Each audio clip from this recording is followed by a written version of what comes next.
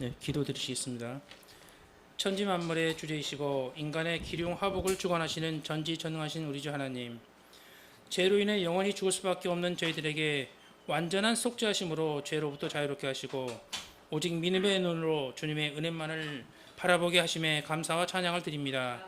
아멘. 주님 주신 은혜 믿음과 순종으로 살아야 함에도 지난 한 주간도 연약함으로 세상 속에서 알게 모르게 지은 죄가 많음을 이 시간 주님 앞에 회개하오니 긍휼히 여겨 주시옵고 십자가의 보혈로 저희들의 심령을 정결케 하여 주시옵소서. 아멘. 주님을 바라볼 때 참 소망을 가지고 나태해지지 않고 담대한 믿음을 허락하시사 주님 주신 구원의 소명을 능히 감당케 하시옵고 주님의 핏값으로 세우신 저희 참빛교회가 구원의 참된 방주로서 역할을 다할 수 있도록 은혜 더하여 주시옵소서. 아멘.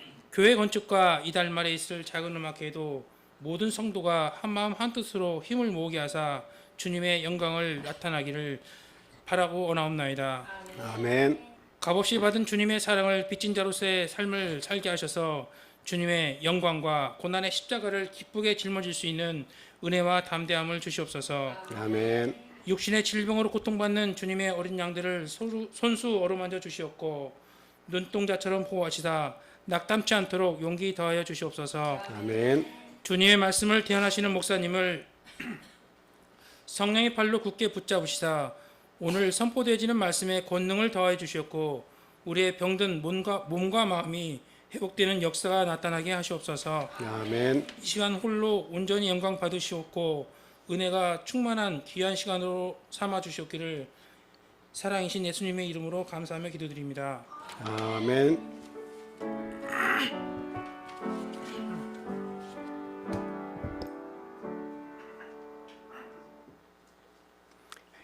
자, 이어서 성가대 찬양했겠습니다.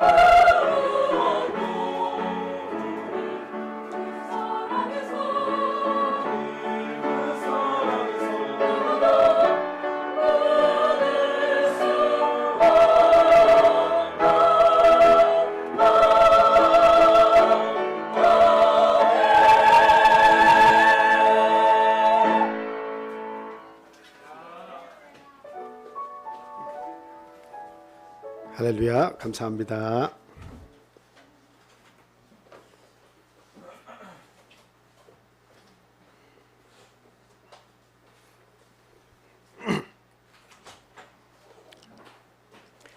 예수 그리스도 이름으로 하나님 말씀 전하겠습니다.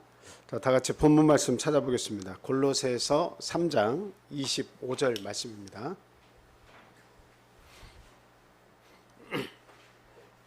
다 같이 읽겠습니다.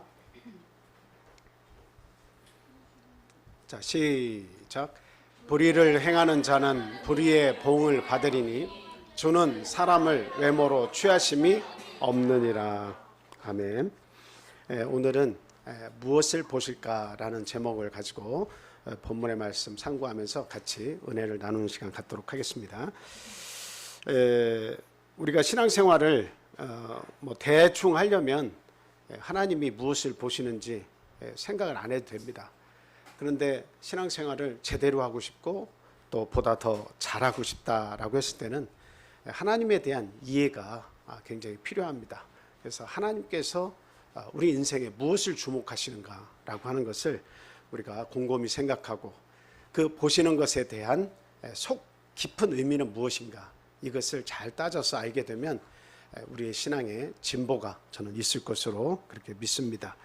하나님이 우리를 보시는 것과 또 사람이 사람을 보는 것은 차이가 있죠.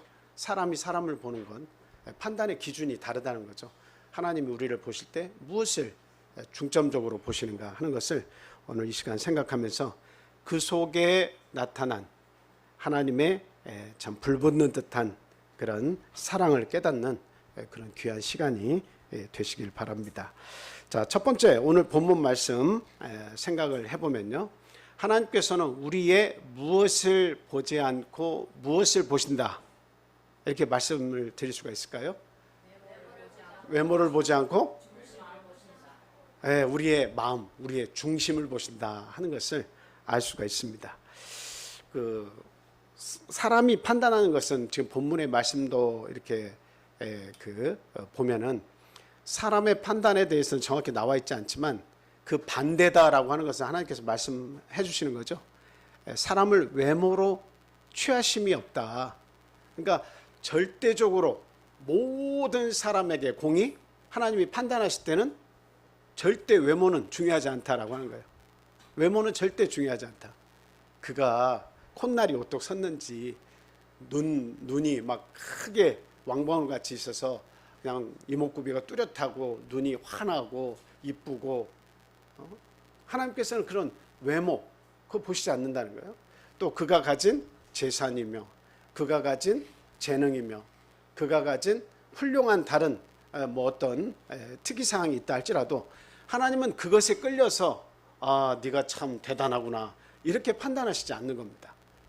그래서 무엇을 보신다? 중심을 보신다라고 하는 거예요. 중심을 보신다. 그래서 우리가 마음이 뜨거워지고 감사하는 거예요. 그 하나님을 생각할 때 여전히 나의 외적인 어떠한 것도 보시지 않고 나의 마음 중심을 보시기 때문에 모든 사람에게 하나님께 더 나아갈 수 있는 그런 기회가 부여되는 거예요. 아무리 저 시골에 숨어서 사는 어느 누구에게도 비춰지지 않고 그리고 어느 누구에게도 알려지지 않고 그냥 소박한 곳에서 살고 있는 단 한 사람일지라도 하나님은 그 외모에 관계없이 무엇을 보시기 때문에 하나님은 거기에도 마음이 가 계신 거예요. 중심을 보시기 때문에 중심이 있는 곳 하나님을 향한 곳이 있다면 하나님은 우주에 충만하시기 때문에 어느 곳이라도 찾아가서 그 중심을 보시고 그를 위로하시고 힘주시고 새 삶을 주시고 이끌어 주시는 거예요. 그래서 오늘날 하나님은 중심을 보시기 때문에 그냥 마음이 통쾌한 거예요. 우리 중심을 보시기 때문에 마음이 통쾌한 겁니다. 그리고 감사한 거예요. 만약에 외적인 것을 우리가 판단하고 본다고 하면 참 그래도 여기에는 돈도 잘 버시고 재능도 있고 뛰어난 어떤 특이사항을 가지신 그런 분들이 많이 있잖아요. 그런 분들과 비교했을 때 우리들이 가진 것을 이렇게 보면 별것이 없어요. 그래서 우리처럼 나약하고 우리처럼 뭔가 자랑할 것이 없는 그런 존재들을 생각해 보면 이게 참 상대적으로 나는 뭔가 하고 허탈하거나 박탈감을 그런 가질 때가 있습니다. 근데 하나님은 절대적으로 거기에 마음을 주시지 않는다. 어느 사람이든지 그 중심을 보신다.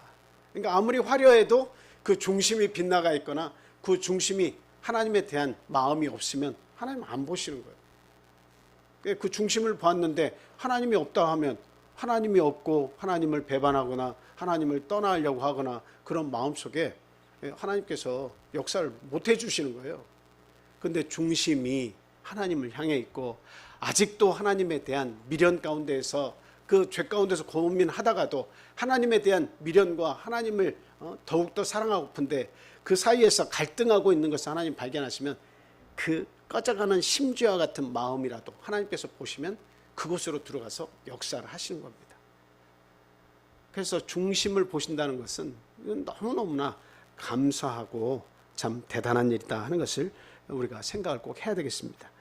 자, 야고보서 2장 3절 말씀 한번 보겠습니다. 야고보서 2장 3절 말씀입니다. 자, 이 구절도 같이 읽겠습니다. 자, 시작.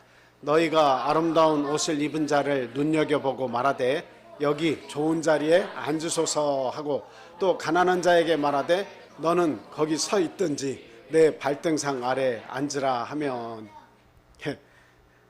보통은 세상은 저렇게 돌아가는 거예요.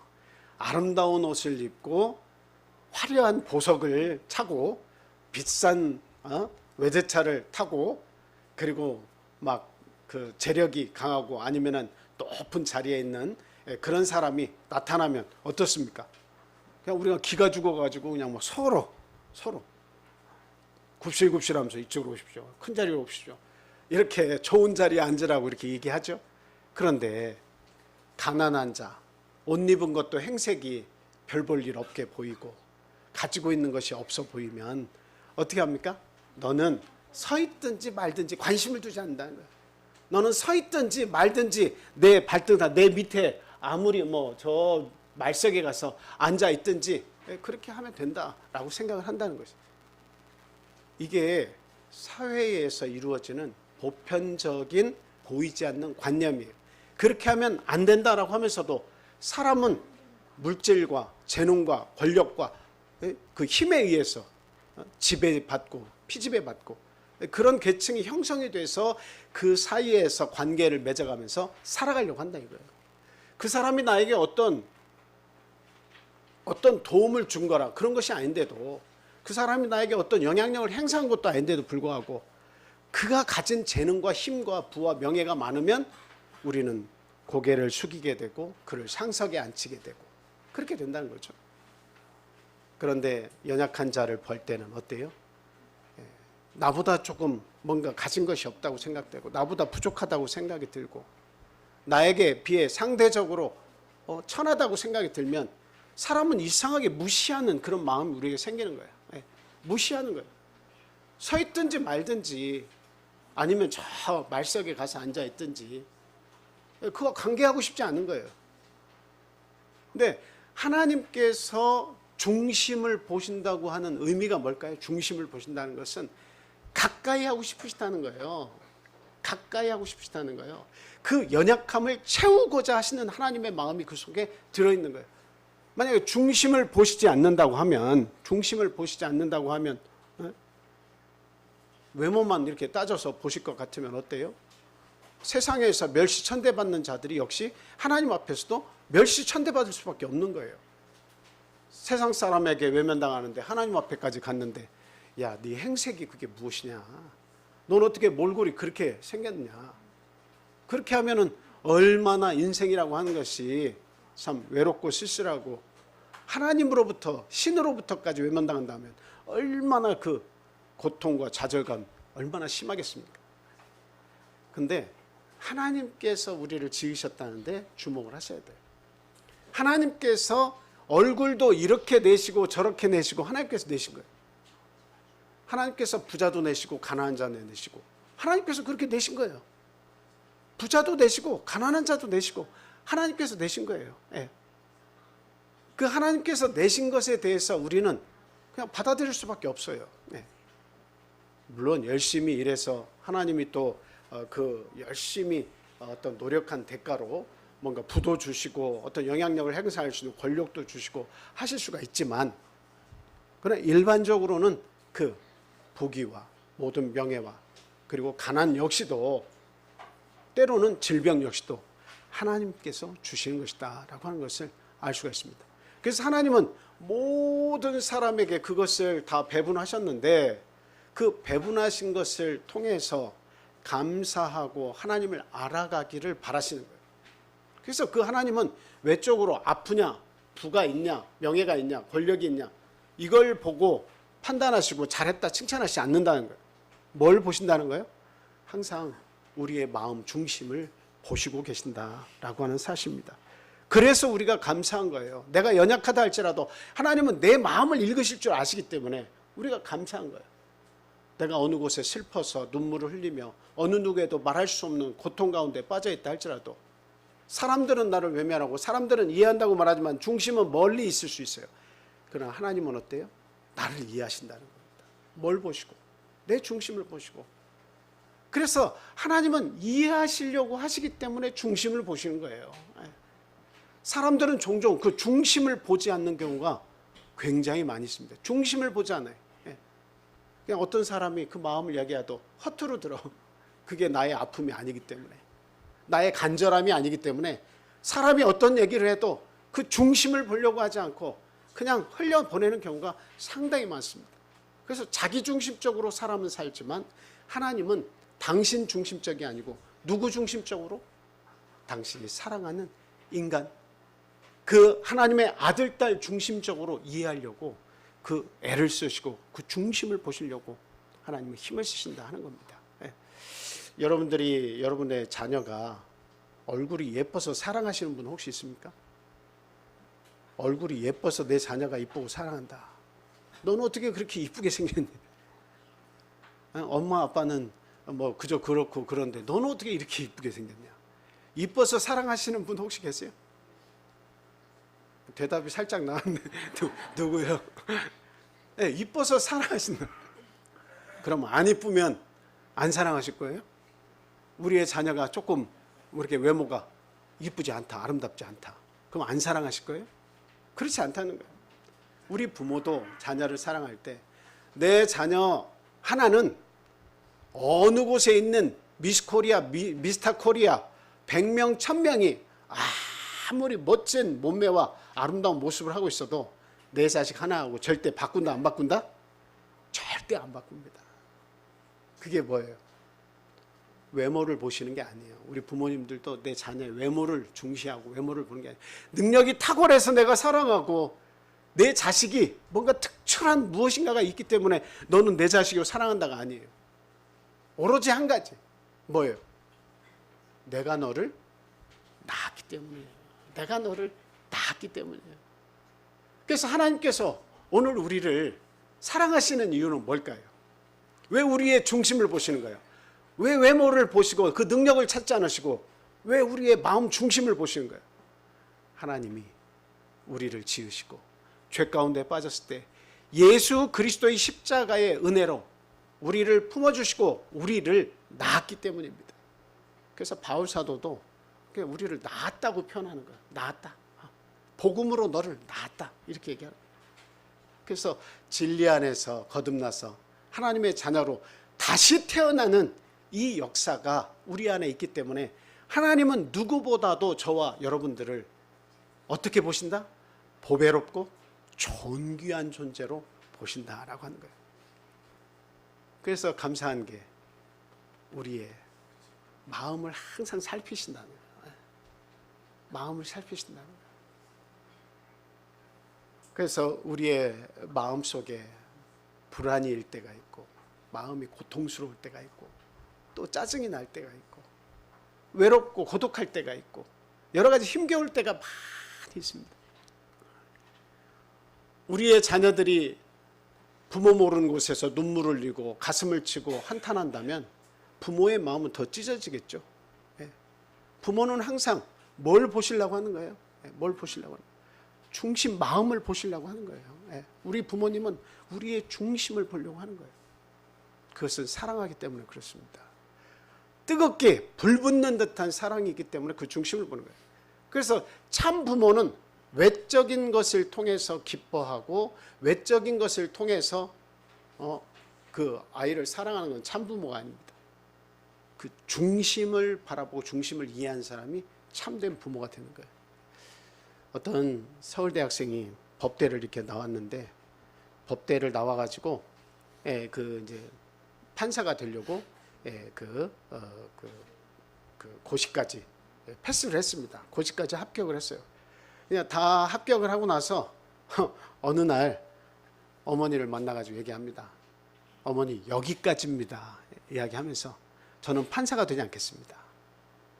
그러면서 저는 지금부터 제가 하고 싶은 일을 하겠습니다. 하고 고시까지 패스하고 그 고시를 뒷전으로 하고 자기가 하고 싶은 일을 선택해서 이렇게 했다고 하는 그런 예화가 있어요. 실제예요, 실제. 그 있어요. 이 내용이 시사하는 바가 뭐예요? 어려서부터 부모가 요구하는 것은 아주 막 강력히 요구하는 것은 다 한 거야. 계속 1등, 1등 자리를 놓치지 않고 계속 1등 하면서 살아왔어요. 그 목표가 너는 판사다. 법대에 가서, 인류법대에 가서 졸업하고 사법고시 합격하고 그 다음에 판사가 되는 거다. 계속 그렇게 세뇌를 받은 거예요. 그래서 거기까지는 다 했어. 다 합격까지 했어. 어머니가 원하는 데까지 여기까지 갔어. 근데 마지막에 가서는 서울대를 졸업하면서 그 막 어렵다는 사법고시까지 합격을 했는데 어때요? 그 자리를 벗어 던지고 자기가 하고 싶은 일을 하기 시작했다는 거예요. 얼마나 그 부모가 허망합니까? 그런데 우리가 알아야 되는 것은 그 부모는 뭘 봤다는 거예요? 그 자식의 중심을 이해하려고 하지 않고 뭘 본 거예요? 외적인 자산에 관심이 너무 많았던 거예요. 세상에서의 성공, 아들의 그 중심, 하고 싶은 것, 바라는 것, 거기에 관해서 초점을 맞추지 않고 어디에 초점을 맞춘 거예요? 오로지 사회적인 관념에서 성공이라는 것에 초점을 맞추고 그 아들을 몰아간 거예요. 몰아세운 거예요. 계속. 끊임없이 아들을 이해하지 않았어요. 끊임없이 아들의 중심을 보지 않았어요. 그 결과가 마지막에 나타난 것이다. 이렇게 볼 수가 있습니다. 그런데 우리 하나님은 항상 연약한 우리의 중심을 보시려고 하시기 때문에 우리는 내 중심을 봐주시는 하나님을 생각할 때 마음이 너무 따뜻해요. 너무나 감사해요. 그것도 세상 사람들, 힘없는 그런 세상 사람들이 아니라 그냥 모든 왕 중의 왕이시고 천지만물의 대주인이신 하나님께서 나에게까지 관심을 가져주시고 내 속마음을 다 보시면서 위로해 주시고 쓰다듬어 주신다는 그런 믿음을 우리가 가지게 될 때 우리는 무한한 감사와 무한한 힘을 느끼게 된다는 것입니다. 고린도전서 1장 26절에서 29절 말씀 한번 보겠습니다. 고린도전서 1장 26절에서 29절. 자, 시작. 형제들아 너희를 부르심을 보라. 육체를 따라 지혜로운 자가 많지 아니하며 능한 자가 많지 아니하며 문벌 좋은 자가 많지 아니하도다. 그러나 하나님께서 세상에 미련한 것들을 택하사 지혜 있는 자들을 부끄럽게 하려 하시고 세상에 약한 것들을 택하사 강한 것들을 부끄럽게 하려 하시며 하나님께서 세상에 천한 것들과 멸시받는 것들과 없는 것들을 택하사 있는 것들을 폐하려 하시나니 이는 아무 육체도 하나님 앞에서 자랑하지 못하게 하려 하십니다.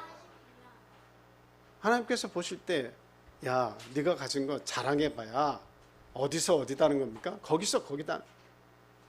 도토리 키재기다는 거예요. 네가 아무리 노래를 잘 불러도 도토리 키재기다. 내가 볼 때 하나님 보실 때 이거 자랑할 만한 것이 아니다. 그거 내가 잠깐 너에게 하나 재능 준 걸 가지고 그것을 자기 것이라고 그렇게 자랑할 만한 것이 아니다라고 하는 거예요. 예? 내가 너에게 부귀 영화를 조금 줬다, 나눠줬다고 해서 그것을 통해서 남들 위해 군림할 정도로 네가 대단한 것이 아니다라고 하는 사실이에요. 내가 얼마든지 줬지만 얼마든지 내가 가져갈 수도 있다는 거예요. 자랑할 것이 못 된다는 거예요. 그래서 어떤 육체라 할지라도 하나님 앞에서는 자랑을 못하게 하나님께서 하시려고 연약하고 문벌 좋은 자가 별로 없고 학식 좋은 자 별로 없고, 예? 다 부족한 사람들이 많다는 겁니다. 그래서 여기에 내용을 쭉 읽어보시면 하나님의 인선 기준, 하나님께서 사람을 사용하시는 그 기준이 어디에 있냐라고 하는 것을 명확하게 보여주고 있습니다. 그래서 외모로 취하시는 것이 결코 아니고 뭘 보시는 거예요? 저 말씀을 쭉 보면 자랑하지 않는 자, 그 마음이 가난한 자, 그 마음이 하나님의 마음에 부합된 자, 하나님을 찾는 자, 겸손한 자. 하나님은 그 중심을 보시는 거지 밖으로 뭔가 보여지는 것을 통해서 자기 스스로가 강하고 자부심을 가지고 자만하고 그런 것을 하나님은 결단코 보시지 않는다는 거예요. 예. 육체를 따라 지혜로운 자가 많지 않다, 능한 자가 많지 않다, 문번 좋은 자가 많지 않다는 것은 간혹 있다는 이야기예요. 간혹. 가지면서 그 중심이 겸손한 자가 별로 없다는 거예요. 능력이 있으면서 그 중심이 겸손한 자가 많지 않다는 거예요. 간혹 그런 자가 있지만 대다수의 사람들은 내가 그를 가난하게 하고 문벌을 좋지 않게 하고 여러 가지 능한 자가 많지 않지만 그 연약한 자 가운데는 중심을 봤을 때 어때요? 나를 향한 자들이 많이 있다는 것을 상대적으로 지금 이야기하고 계신 거예요. 네. 그래서 예수님께서 다니시는 곳곳마다 많은 사람들이 따라붙었는데 그 대다수의 사람들은 어떤 사람입니까? 저기 있는 그대로 저 말씀에 따라온 사람들이에요. 예. 미련한 것들입니다. 지혜 있는 자들입니다. 먹을 것을 나눠주실까 해서 찾아온 자들입니다. 그러나 그 마음밭이 어때요? 가난한 사람들이에요. 하나님은 거기에 천국 복음을 전파하셨습니다. 그 사람들의 중심, 주인이 없어서 방황하고 목자 없는 어린 양 같아서 어떻게 해야 살지를 잘 알지 못하는 그런 어리숙한 사람들에게 예수님은 다가가셔서 그들의 목자가 되기를 바라셨고 그들의 마음과 그들의 그 삶에 소망을 불어넣어 주기를 하나님은 바라고 바라셨다라고 하는 것을 우리가 알 수가 있습니다. 그래서 중심을 보신다는 것은 하나님의 사랑입니다. 우리의 중심을 보신다는 건 하나님의 사랑이에요. 찾지는 않겠습니다. 누가복음 18장 14절에 보면 세리의 기도가 나와 있어요. 하늘을 우러러 자기가 죄인이라고 간절히 이렇게 고백을 하면서 자기의 기도를 아뢰는 그 세리를 하나님은 받으셨어요. 그냥 어디에 가서 그냥 부자가 아주 능력 있는 사람이 하나님 앞에 고개를 떠들고 하나님, 내가 하나님 얼마나 사랑한 줄 알죠? 내가 당신에게 얼마나 큰 관심과 당신의 뜻을 위해서 얼마나 희생하면서 사는지 당신 아시죠? 이러한 사람보다도 나는 죄인이로소이다. 고개를 숙이고 하늘으로 보지도 못하는 그 세리의 기도를 하나님은 관심 있게 보셨다라고 하는 사실입니다. 이게 중요한 거예요. 하나님은 외모로 판단하시지 않고 그 중심을 보시는 거예요. 여러분 과부의 두 렙돈 이야기 아시죠? 부자가 아무리 큰 헌금을 했어도 아무리 작은 헌금을 해도 가난한 자보다는 수십 배 수백 배 많은 헌금을 했겠죠. 하나님은 그러나 그 과부의 두 렙돈 새우깡이나 빵 몇 개 쪼가리 살 정도밖에 안 되는 그 두 렙돈을 이게 하나님께 바쳤을 때 하나님의 판단은 뭐였습니까? 구차한 중에 먹고 살기 힘든 중에 자기의 전 재산을 넣느니라 이렇게 하나님께서는 보시고 계시다는 겁니다. 그래서 하나님이 보시는 것은 외적인 결과를 보시는 거 아니에요. 외적인 모습만 보는 게 아니에요. 뭘 보신다? 그 마음을 보신다는 거예요. 마음을 보시기 때문에 우리에게 기회가 있고 마음을 보시기 때문에 우리의 마음이 화평을 찾을 수가 있고 마음을 보시기 때문에 위로가 되는 것입니다. 그래서 하나님은 이와 같이 우리의 그 구원에 대해서 아주 그 절대적인 그런 가치를 마음에 부여하고 계시다 하는 사실이에요. 자, 베드로전서 3장 3절에서 4절 말씀 보겠습니다. 그러므로 우리의 단장은 무엇으로 해야 될까 하는 말씀입니다. 자, 시작.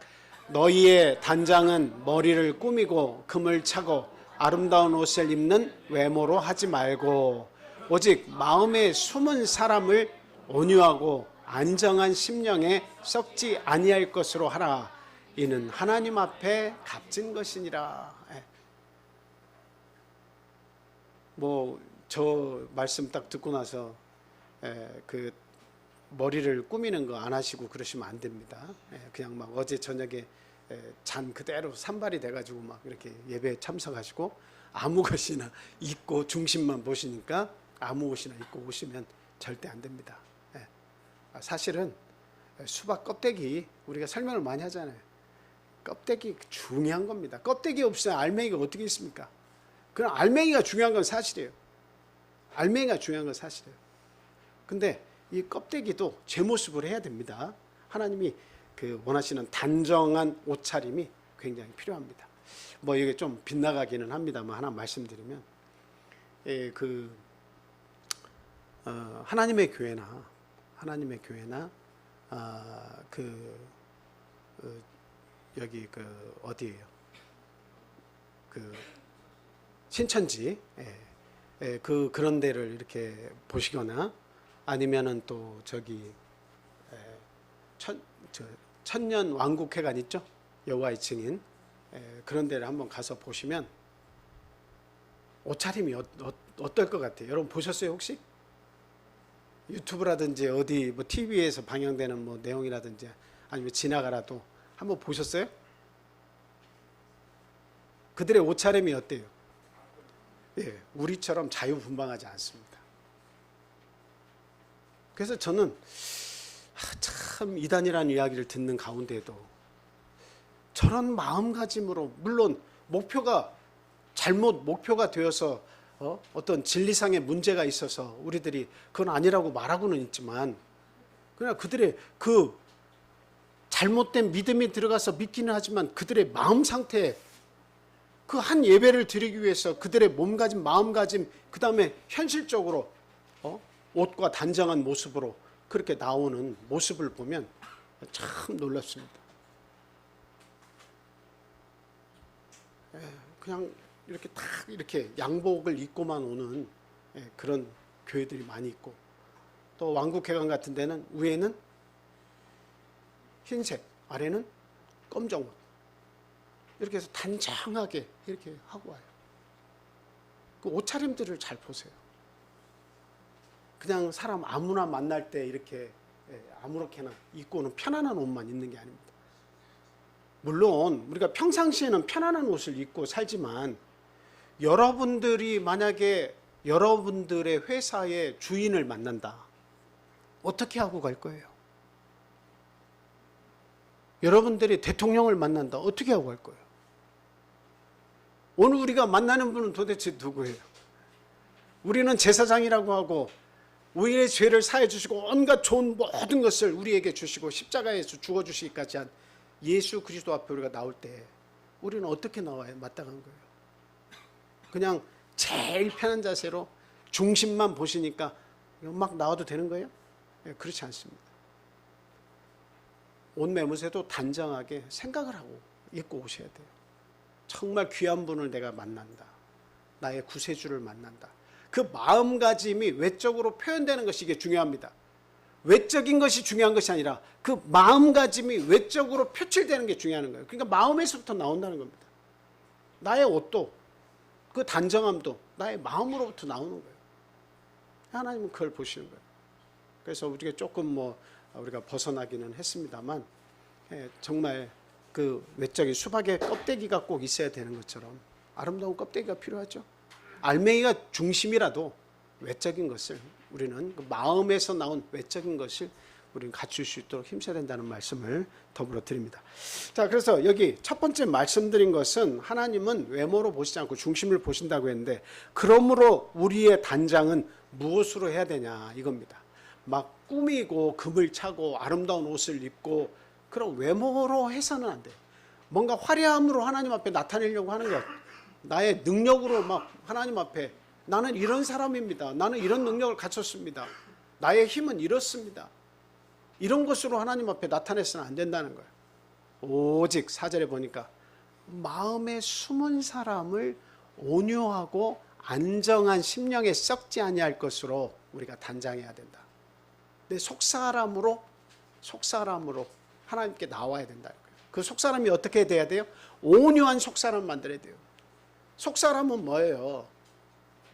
내 육체가 아니라 내 마음과 정신입니다. 내 혼이 온유한 모습을 가지고 안정한 심령에 썩지 아니할 그 자랑할 무엇인가, 썩지 아니할 자랑을 그걸 가지고 하나님 앞에 나와야 된다 이 말이에요. 하나님은 그것을 값지게 보신다라는 겁니다. 그 값지게 보시는 것이라면 도대체 무엇일까? 그것은 이제 말씀을 이렇게 보면 계속 나옵니다.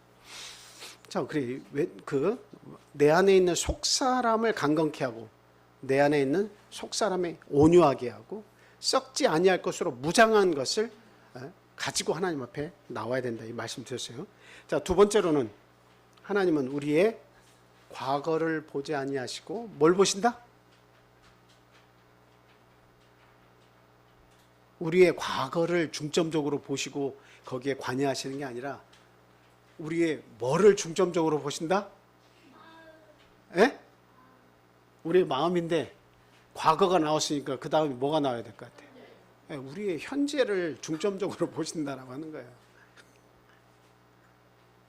과거는 이미 지나갔습니다.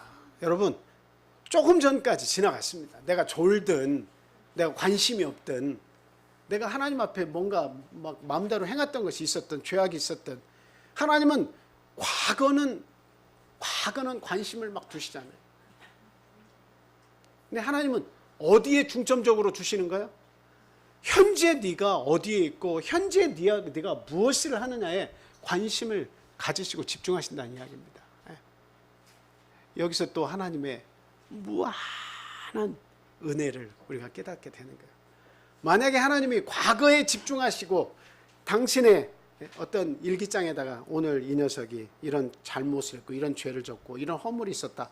이것을 쫙 모든 인류에 대해서 그 죄악을 다 기록하셔가지고 과거에 집중해가지고 그 사람을 볼 때마다 너 이놈 네의 죄악을 알렸다 하면서 계속 과거에 집중하시면서 그것 또 얘기하시고 또 얘기하시고 찌른데 또 찌르고 또 찌르고 그러면 여러분 어떨 것 같아요? 저도 그런 부모로서 잘못을 범하긴 합니다. 우리 하늘이에 여기 있는데 참 미안하게도 생각하고 그 우리 성도님들 앞에서 제가 참 우리 하늘이의 마음을 상하게 했던 것을 이렇게 고백을 하고 용서를 또 구합니다. 저 때문에 마음이 많이 아팠을 거예요. 왜? 과거에 집중을 하면 고달픕니다. 너희놈 전에도 이러더니 또 이러냐. 그 말 할 때마다 뭐가 썩는 거예요? 속이 썩어요. 속이 문드러지는 거예요. 아빠가 그런 얘기할 때 이제 영향력이 이제 자꾸만 그런 얘기를 하면 떠나가는 거예요. 하나님께서 영향력을 나에게 행사하시지 못한다라고 하면 왜 그런 거예요? 과거에 집중하시면 하나님의 영향력이 나에게 소용이 없는 거예요. 너희놈 만날 때마다 내 양심 속에 들어오셔서 하나님 말씀이 너 과거에 너 이랬지 않냐? 어제까지 너 이렇게 살았지 않냐? 너 이 나쁜 놈. 너 이런 허물이 있으면서 어떻게 나 앞에 나와? 하고 과거만 집중해서 계속 조명을 하면 우리가 어떻게 살겠습니까? 어떻게 자유를 느끼며 어떻게 소생을 할 수 있겠냐 이 말이에요. 그런데 감사하게도 성경 말씀을 보니까 하나님은 과거에 집중을 하지 않고 뭐에 집중하시는 거예요? 오늘 현재에 집중하시는 거예요. 네가 이러냐? 어제까지는 묻지 않으세요. 오늘 네가 이렇게 변했다니. 오늘 네가 나에게 나왔지 않느냐라고 하시는 겁니다. 하나님은 사랑이시기 때문에 그런 거예요. 하나님은 사랑이시기 때문에 과거에 집중하지 않습니다. 우리가 우리 부부 사이에서도 사랑을 한다라고 하는 것을 잘 돌이켜보면 과거 얘기를 많이 하는 그 부부 중에 한 사람은 어때요? 사랑이 결여되어 있는 거예요. 과거 이야기를 많이 하는 사람은 사랑이 결여된 거예요. 그러나 현재의 이야기를 계속 집중하고 현재의 것을 이야기하는 부부는 과거 얘기보다 현재에 집중한 사람은 사랑이 있는 거예요. 과거에 집착해서는 안 됩니다. 요한복음 8장 10절 11절 말씀 한번 보겠습니다. 자, 다 같이 읽겠습니다. 시작. 예수께서 일어나서 여자 외에 아무도 없는 것을 보시고 이르시되, 잠깐 아동반도 같이. 우리 쌍둥이가 아주 최고로 잘하네. 자, 다시 한번 읽겠습니다. 다 같이 아동반도 시작. 예수께서 일어나사 여자 외에 아무도 없는 것을 보시고 이르시되, 여자여 너를 정죄한 자가 없느냐? 대답하되 주여 없나이다. 예수께서 이르시되 나도 너를 정죄하지 아니하노니 가서 다시는 죄를 범하지 말라 하시니라. 이거 뭐 간음 중에 잡힌 여인을 지금 데리고 와가지고 예수님 어떻게 하면 좋습니까? 하고서 예수님을 곤란하게 빠뜨리려고 하는 그런 내용이죠. 그때 예수님께서 죄 없는 자가 먼저 돌로 치라 하니까 다 자기의 죄가 생각이 나서 나이가 많은 자부터, 죄가 많은 자부터 해서 나이가 적은 사람들까지 다 돌을 놓고 돌아갈 수밖에 없었다라고 하는 거죠. 근데 여기서 예수님께서 말씀하세요. 너를 정죄한 자가 어디 있느냐? 그들이 어디 있느냐? 그렇게 물으시니까 정죄한 자들이 없잖아요. 주여 없습니다 라고 얘기하셨을 때 예수님께서 말씀하십니다. 나도 너를 정죄하지 않는다. 나도 너를 정죄하지 않는다. 저 말씀 뭐예요? 과거에 일어났던 그런 일들입니다. 저 여인은 한 번, 두 번에서 잡힌 그런 사람이 아니에요. 저렇게 일상적으로 죄를 짓고 살아온 사람이기 때문에 그 덫을 놓은 사람들에게 걸려서 간음 중에 잡힌 여인을 데리고 와서 예수님께 고발을 할 수 있었던 거잖아요. 그러니까 뭐 한 번, 두 번 죄악을 진 게 아닙니다. 근데 예수님께서는 그 죄 많은 여인에 대해서 나도 너를 정죄하지 않는다. 그러면서 지금 너는 새로운 자라는 거예요. 지금 너는 새로운 자라는 거예요. 다시는 이런 죄를 짓지 말라고 예수님께서 그 기회와 하나님의 은혜와 사랑을 그에게 끼쳐주는 모습을 우리가 볼 수가 있습니다. 율법으로는 뭐예요? 사형에 해당하는 죄죠. 돌 맞아서 죽어야 됩니다. 이거는 뭐 가장 큰 죄예요.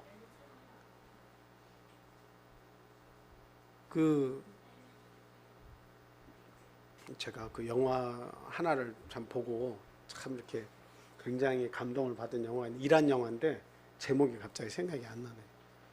그 아내를 이렇게 그 간음했다는 누명을 씌워가지고 모든 자식이 또 그 남편이 또 그 친정 아버지가 막 돌을 던지고 그 마을 사람들이 돌을 던져서 한 여인을 죽이는 건데 그 내용이 이제 한 기자를 통해서 외부에 알려져서 이제 영화화 돼가지고 나온 영화인데요. 뭐 잘못을 하진 않았지만 이 남편이 다른 여인을 사랑하고 싶어. 사귀고 있어. 근데 이 여인이 불필요해. 율법적으로는 불필요해. 이 여인 때문에 그 여인을 사랑할 수가 없는 거예요. 만나기는 몰래 만나고 죄는 짓는데. 그래서 그 여인에게 누명을 씌워서 그 죽이는 장면인데 돌로 쳐서 죽이는 거예요. 거기에서 보면 그 구덩이를 파고 여인을 넣고 흙을 메우고 돌을 다 가져와서 아들부터 돌을 던지고 남편이 돌을 던지고 친정 아버지가 돌을 던지자 마을 사람들이 막 돌을 던져서 정죄하거든요. 참 가혹한 형벌이에요. 가장 아프고 힘들고 견디기 어려운, 정신이 나갔다가 들어오면 또 맞아서 아프고, 아픈 정도가 아니죠. 그 고통은 이루 말할 수 없는 거예요. 근데 지금 이 여인이 율법에 의하면 그렇게 죽어 마땅한 죄를 진 거예요. 한 번, 두 번에 해당한 죄가 아니에요. 사형에 해당하는 죄를 무수히 지어오면서 살아왔어요. 그게 하나의 자기의 직업인지도 모르겠습니다. 근데 예수님께서 말씀하시는 거예요. 여기까지 너희 과거에 대해서는 묻지 않겠다는 겁니다. 다른 사람도 너에게 묻지 않지 않네. 나도 너에게 묻지 않겠다라고 하는 거예요. 그러나 지금부터는 달라져야 한다는 거예요. 하나님은 내가 여기에 집중하고 싶다는 거예요. 너의 새로운 시작을 내가 축복하고 싶다는 거예요. 하나님께서 왜 현재를 보시냐? 하나님은 우리에게 마음이 집중되어 있기 때문에 현재를 보시는 거예요. 과거에 집착하는 사람은 사랑이 없는 거예요. 우리의 현재와 우리의 미래가 어떻게 진행됐냐에 하나님은 관심을 가지고 계신 거예요. 어떻게 살기를 바라실까요? 과거처럼 살기를 바라실까요? 새로운 모습으로 하나님은 살기를 바라시는 거예요. 그것을 위해서 십자가까지 달려서 대신 우리의 죄의 짐을 지고 돌아가 주신 거 아니겠습니까? 그래서 예수 안에는 뭐가 있습니까? 죄를 사하시는 권세가 있다라고 하는 것을 우리가 알아야 됩니다. 예수 안에는 죄를 사하는 권세가 있다. 그래서 그 여인의 죄를 사해 주셨어요. 근데 바울 사도는 이거에 대해서 어떻게 또 설명을 하고 있냐면, 그리스도 예수 안에 있는 뭐의 법? 생명의 법이 너를 죄와 사망의 법에서 해방하였느니라, 이렇게 얘기하고 있습니다. 죄와 사망의 법은 과거예요. 우리에게는 뭐가 있어요? 생명의 성령의 법이 있어요. 어디를 떠나면 안 돼요? 그리스도 예수를 떠나면 안 돼요. 그리스도 예수 안에는 예수님이 세우신 우리의 죄를 끊임없이 깨끗게 해주시는 생명의 성령의 법이 그리스도 예수 안에 있어요. 죄를 사해 주시는 권세가 예수 안에 있는 거예요. 그래서 예수를 바라보고 예수 안에 있고 예수의 피로 세우신 이 교회 안에서 내가 신앙생활에 더 열심을 내고 최선을 다하고 충성스러운 일꾼으로 살게 되면 그 안에는 끊임없이 나를 살려주는 법이 존재한다라고 하는 거예요. 꺼져가는 뭣도 심지도 끄지 아니하시고 상한 갈대도 어떻게 하신다고요? 꺾지 않으시는 이유는 뭐예요? 과거에 어떤 일을 당했다 할지라도, 과거에 꺼져간다 할지라도, 과거에 꺾였다 할지라도 하나님은 지금부터 소생시켜 주겠다라고 하는 거예요. 지금부터 새 삶을 살기를 바라시는 하나님의 바람이 현재를 보시는 하나님께 있다라고 하는 거예요. 여러분 누가복음 15장 우리가 인용을 많이 하는데 탕자의 비유가 있죠. 탕자의 비유가 있습니다. 거기에서 보면 가장 우리의 마음을 아주 통쾌하게 만들고 우리의 마음을 뜨겁게 만드는 그런 말씀이 있어요. 자, 한번 같이 읽겠습니다. 32절 말씀이요. 시작. 이 내 동생은 죽었다가 살아났으며 내가 잃었다가 얻었기로 우리가 즐거워하고 기뻐하는 것이 마땅하다 하니라. 한 사람이라도 잃어버려지는 것은 하나님의 뜻이 아닙니다. 한 사람이라도 낙오자가 되는 것을 하나님은 결코 바라시지 않습니다. 낙오자가 될랑말랑 실오라기 같은 그 아주 가느다란 연결고리를 하나님께 가진 자도 하나님은 뚝 떼어내버리시지 않는다 이거예요. 아무리 신락 같은 희망을 가지고 하나님께 붙어있는 자라도 하나님은 어떻게 해서든지 끌어당겨서 그에게 강한 줄로 메워주시려고 하나님은 애를 쓰신 거예요. 그래서 형은 아버지를 이해가 안 되는 거예요. 모든 자기의 재산이라고 아버지로부터 유산을 상속받아가 다 써놓고 못된 일만 못된 죄만 다 짓고 돌아왔는데도 불구하고 목욕시켜줘, 다시 반지 끼워줘, 좋은 옷 입혀줘, 좋은 신발 신겨줘, 아들로서의 지위를 회복시켜줘, 잔치까지 벌여줘 하니 나한테는 한 마리도 이렇게 잡아가지고 잔치를 해준 적이 없으면서 아버지 너무합니다 그랬더니 네 동생은 죽었다가 살아났다. 죽었다가 살아났다. 이 아버지는 어디에 지금 중점을 두고 있는 거예요? 죽었다는데 중점을 두는 게 아니에요. 어디에 중점을 두는 겁니까? 다시 살아났다라고 하는데 뜨거운 마음이 거기 있는 거예요. 다시 살아났다라고 하는 거예요. 여러분들의 신앙이 다시 살아나면 하나님의 마음에 흡족하십니다. 여러분이 과거에 살았던 모습대로 미지근하고 술에 술 탄 듯 물에 물 탄 듯한 그런 삶을 우리가 살았다면 오늘부터는, 지금 이 순간부터는 바뀌어야 되겠다고 하는 거예요. 하나님은 과거는 묻지 않으시고 우리의 현재와 미래에 관심을 두고 계세요. 미래보다도 오늘 현재 하나님은 관심을 두고 계세요. 살아났냐? 너희가 그리스도 안에서 지금 살고 있냐? 하나님은 그 현재를 보시길 원하신 거예요. 과거에 집착하지 않는 우리 하나님의 그 뜨거운 마음을 우리가 이해를 할 수 있어야겠어요. 요한일서 1장 9절 말씀 보겠습니다. 요한일서 1장 9절 말씀. 자, 같이 읽겠습니다. 시작.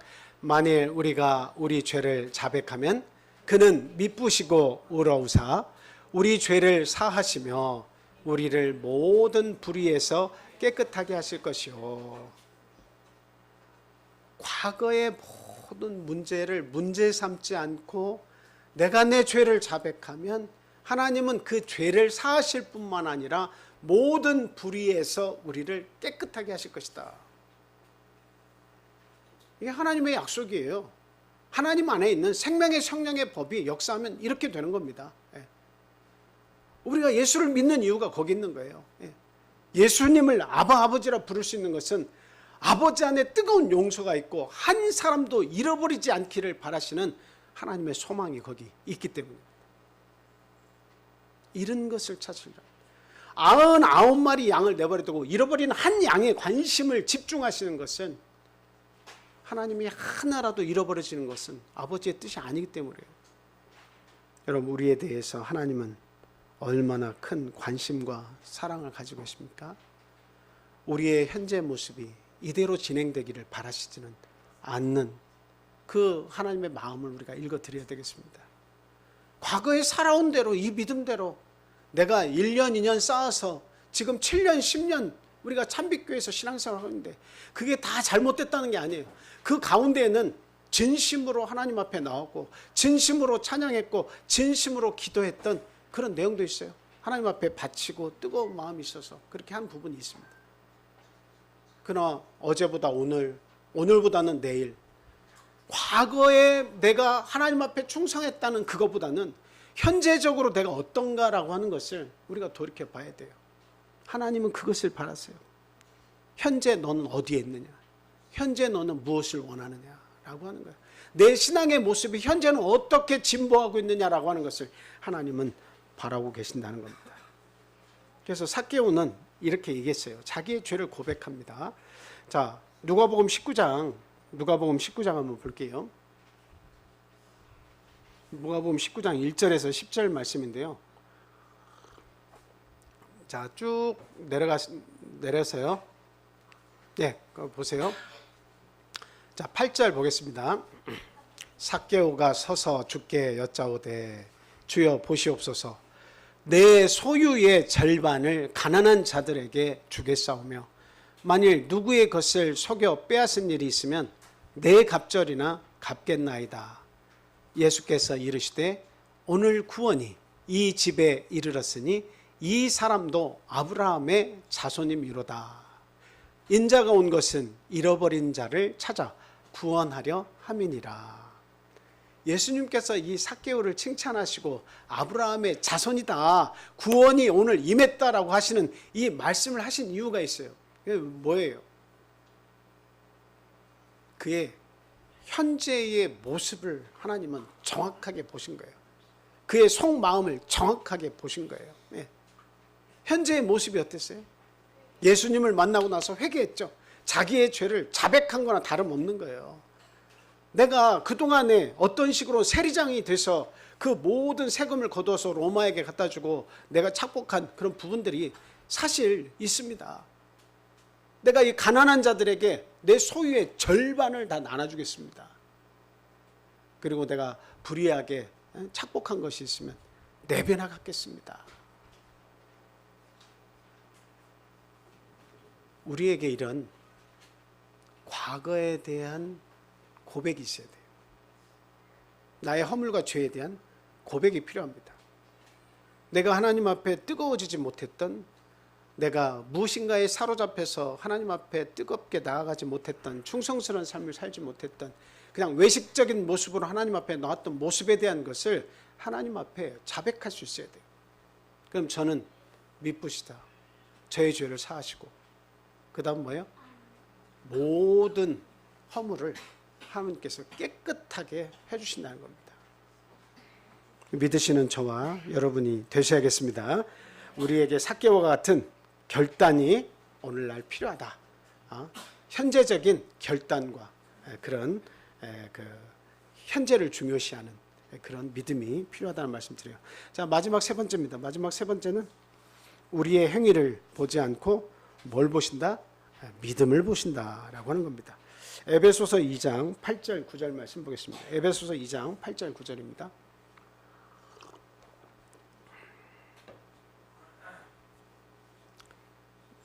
에베소서 2장 8절 9절.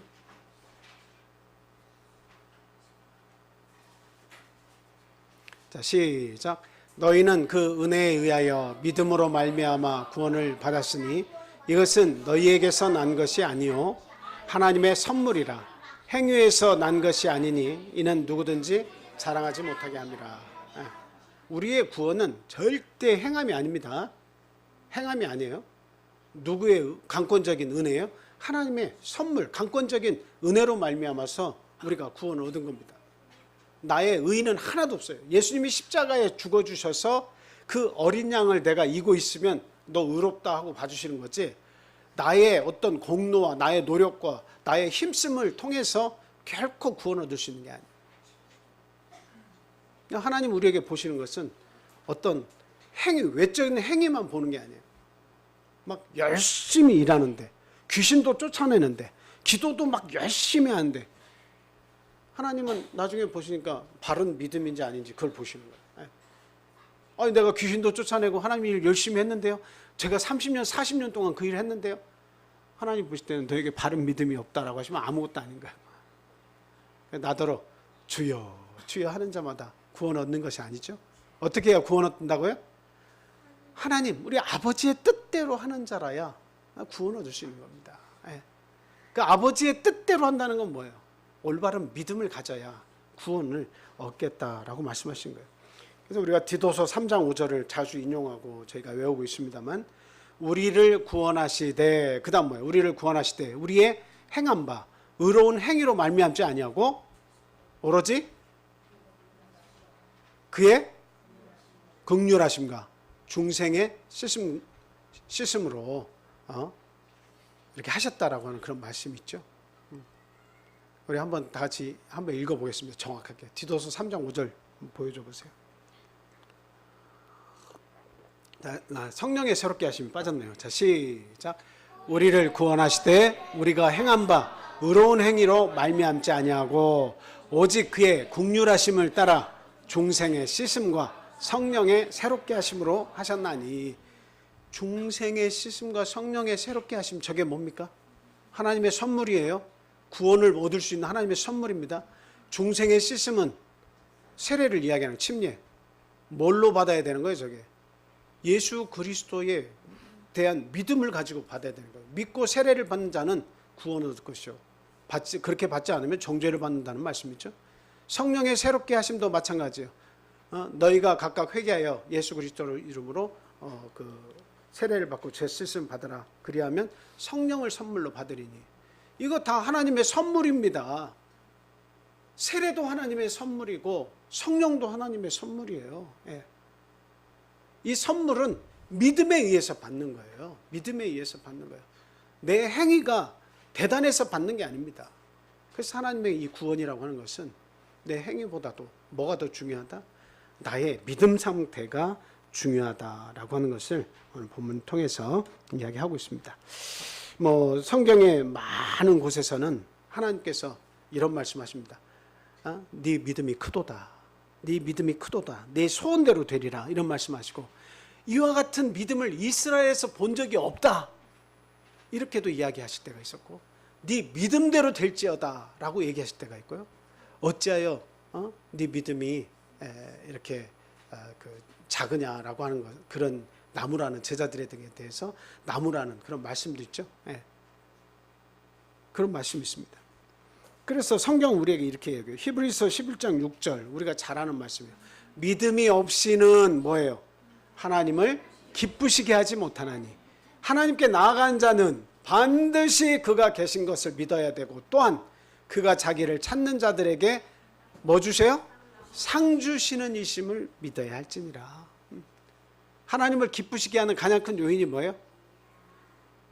믿음입니다. 믿음이에요. 믿음이라고 하는데 여러분, 우리 예수님이 하신 말씀은 뭐 이런 무슨 뭐 이런 책만한 믿음만 가지고 있으면 이 산을 여기서 저기로 옮기라 해도 옮겨질 것이요, 그렇게 얘기 안 했어요. 어떻게 얘기했죠? 우리 예수님이 찾으시는 믿음은 어떤 거예요? 세상에서 가장 작은 씨를 비유로 말씀하셨어요. 겨자씨, 그것도 뭐 이만큼 겨자씨도 묶어놓으면 많지만 하나일 만한 믿음만 있어도 이 산을 여기서 저기로 움직이라 명해도 움직일 것이라고 그렇게 얘기하는 거예요. 네, 제가 요즘 생각해 보는데 참 믿음이라는 것이 그냥 겉으로 볼 때 쉬운 것 같은데 막상 그 깊이 들어가니까 믿음을 가지기가 쉽지가 않더라고요. 막 마음이 불안하고 힘들고 아픈데 믿음을 가지라 해서 그 믿음이 안 들어오는 거예요. 하나님은 위대하시고 천지 만물을 지으셨고 모든 피조물에 대해서 명령하면 다 순종을 하는데, 그런 능력이 하나님인데 내가 고통받고 위로받기를 원하고 가장 아픔 중에 있는데 근데 겨자씨만한 믿음이 없어서 위로가 안 되는 거예요. 위로가 안 돼. 그걸 생각할 때 깊이 들어가니까 이 믿음이라는 것이, 겨자씨만한 믿음이라는 것이 갖기가 이렇게 힘든가? 내가 20년, 30년, 40년 신앙생활을 했는데도 불구하고 하나님을 믿는다고 그렇게 외치면서도 기도를 한다고 하면서도 내가 왜 위로를 얻지 못하고 힘을 얻지 못하고 새로운 출발도 못하고 있고 변화도 못하고 있는가라는 것을 생각해 보니까 믿음을 가진다는 것, 겨자씨만한 믿음을 가진다는 것이 얼마나 이것이 어려운 것인가 하는 것을 요즘 새삼스럽게 깨닫습니다. 참 하나님께서 막 이런 믿음을 가져라 요구하시는 게 아닙니다. 순수하게 하나일 만한 겨자씨만한 나를 대하는 정말 진정한 그 믿음을 너희가 가지고 있으면 능력 있는 사람이 될 수 있다는 거예요. 하나님에 대해서 이 씨앗만큼 작은 믿음만이라도 네가 가져줘라 하는 거예요.